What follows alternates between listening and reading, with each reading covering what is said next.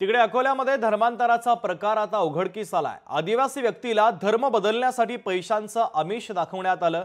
चांदणी police ठाण्यामध्ये 34 जणांच्या विरोधात गुन्हा दाखल करण्यात आलेला आहे।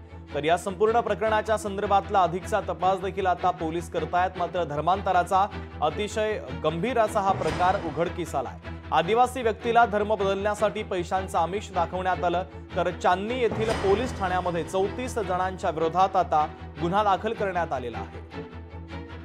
येशू ख्रिस्ताचे सोनाजी शिंदे या माणसाने शीतल नावाची पाराष्ट्रीय म्हणजे ख्रिश्चन समाजची बाई आणून आमच्या गावामध्ये आदिवासी समाजाला धर्मांतर करण्याचं प्रवृत्त केलं आहे।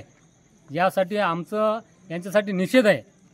यांनी आमच्या आदिवासी समाजाला प्रवृत्त करू नये असं माझं मत आहे आणि याने यापुढे आमच्या गावामध्ये असा कोणताही कार्यक्रम घेऊ नये। मला त्यांनी बा की जेणेकरून बा तुम्ही जर हा समाज स्वीकारला तर आम्ही तुम्हाला 50,000 1 लाख रुपये देऊ, पण तुम्ही आमच्या समाजात या असं त्यांनी मला प्रवृत्त शीतलताई कोणत्या त्याने या सोना शिंदेने सांगितल्यामुळे असं माझं मत आहे।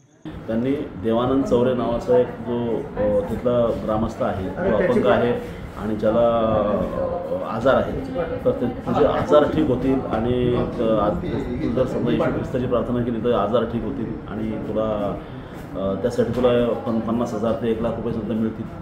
तू जर हे नाही केलं तर तुझे आजार पण ठीक होणार नाही वगैरे अशा प्रकारे त्याला हे करून त्याचं एक परिवर्तन करण्याचा प्रयत्न केला आणि त्यांनी तशी पोलीस स्टेशनला तशी तक्रार दिली। त्या गावामध्ये वातावरण तयार झालं। माननीय पोलीस अधीक्षक साहेबांना ती माहिती मिळाल्यानंतर त्यांनी तात्काळ ठाणेदार साहेब आणि मला कॉल करून सांगितलं। तिथं ठाणेदारांनी तात्काळ जाऊन या गोष्टी सर्वप्रथम ते 40 लोक ताब्यात घेतली। गेल्या वर्षी मी मरणाच्या याच्यात होती, मी बाजीवर पडेल होती।